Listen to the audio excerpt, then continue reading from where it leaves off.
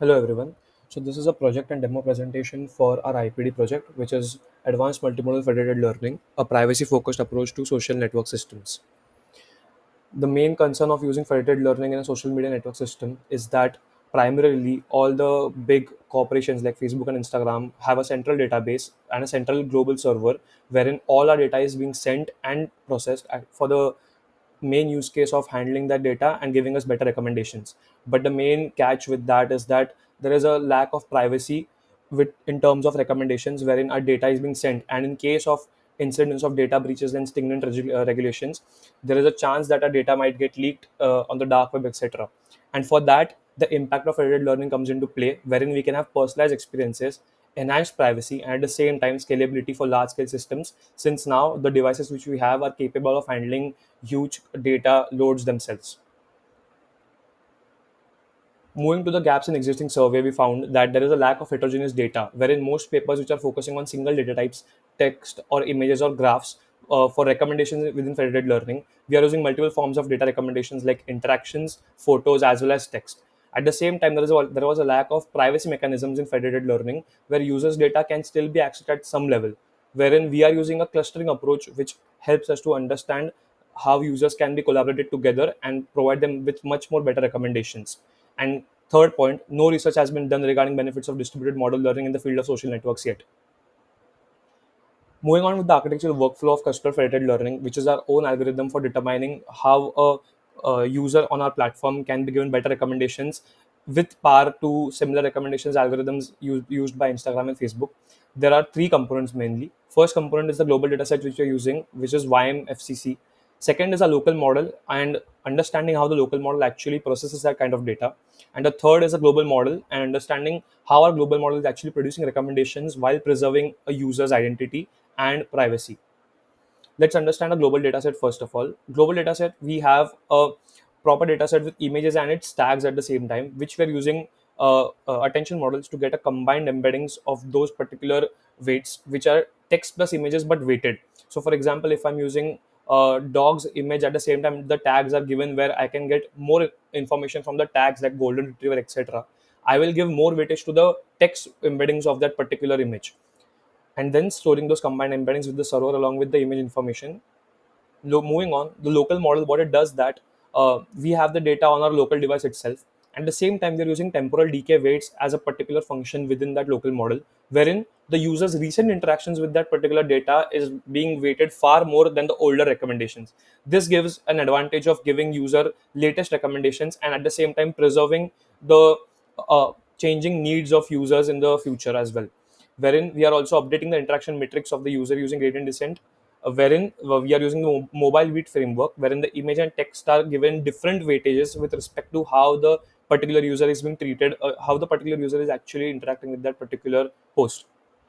And finally, multiple local models like these combine together with their user embeddings and go into the global model, wherein we run a similarity search with respect to the clusters which are already formed with respect to the user's embeddings. This similarity search helps us to assign user to each cluster, and then we run a cluster fed meta algorithm approach of our own, wherein there are particular two methods in which we are running meta update here. The first is the inner loop, wherein we fine tune the global model on the local data, and second is the outer loop, where we compute meta gradients to update both task specific and global parameters. That is, we are able to give recommendations with respect to the particular user's self interest as well. At the same time, we also incorporate the cluster's average interaction matrix in the same time, which helps us to give a more broader recommendation more broader recommending posts as well. And then finally, we return to the local model after a set time, which gives the user new recommended posts based on the cluster similarity score, at the same time the user's own interaction matrix. As you can see, this is our local data design, wherein we are at the same time showing the interactions done by a user for each post. At the same time, the embeddings were generated by that particular user. We define the cluster which the user is currently in. At the same time, we also understand what recent changes the user has been going through in the cluster at the same time, wherein these particular cluster history array resembles the timestamp with respect to each cluster ID where the user has been hopped on from. In the global model, we have the data set which is stored here. At the same time, we also understand the embeddings of this particular images stored with the with the image at the same time. Here the main benefit is that we are not sending the image to the global model, but the embeddings of user at the same time images are embeddings of the images, wherein since the embeddings cannot be retraced back to what the original data was, it is more beneficial and actually more privacy preserving as well. This is the cluster fragment algorithm which we have been implementing in the in our algorithm. This is the temporal interest modeling code as well, where we are using RNNs, transformers, and self-attentions to actually learn evolving preferences and also storing the interaction history of that particular user. Moving on, let me show you the demo of the website here. So this is our website. Here you can come on in, log in as a particular user here.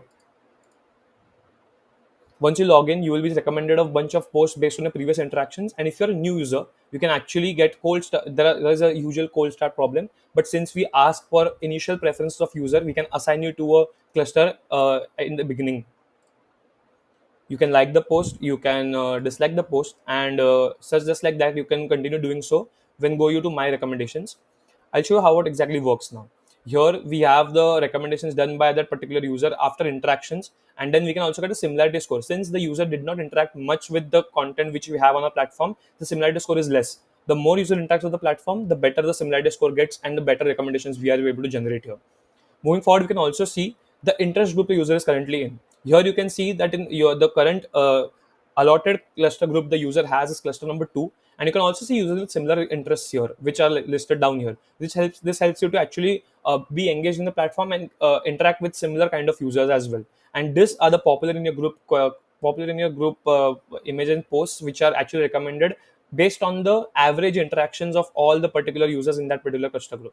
Now, if I want to go on the admin panel of the particular website, I can also see how the user has been how all users have been interacting on my platform. Herein, you can see the interactions based on category. You can see the user engagement distribution here, where how many user count has been, how many interactions have been done by each user. At the same time, you can see the users cluster distribution here, where the number of users lying in each cluster has been displayed here. Moving forward, this is the main play where you can see the user cluster migration history as well, wherein you can see as our federated learning server runs after a specific time, it updates all the users and tries and tests out which particular group of users are well suited together based on the distance between the cluster mean and their own embeddings as well. So you can see Miller Patrick first started with zeroth cluster, then he moved on to eighth cluster, then he moved on to second cluster, then he moved on to sixth cluster, then moved to fourth cluster. The current cluster where Miller is present in is the fourth cluster. Similarly, we can see for all the users here as well. So in GIST, we can also understand that in a federated learning social media networking system, the users recommendations can be enhanced even further, wherein you can also get in the users own preferences plus the people the similar kind of users which we have on the platform. Their recommendations can also be shown to the user to get even more interaction and like increasing the time the user is been spending on the platform, and thus increasing the chances of him interacting on the platform even more. So thank you for listening. Yeah.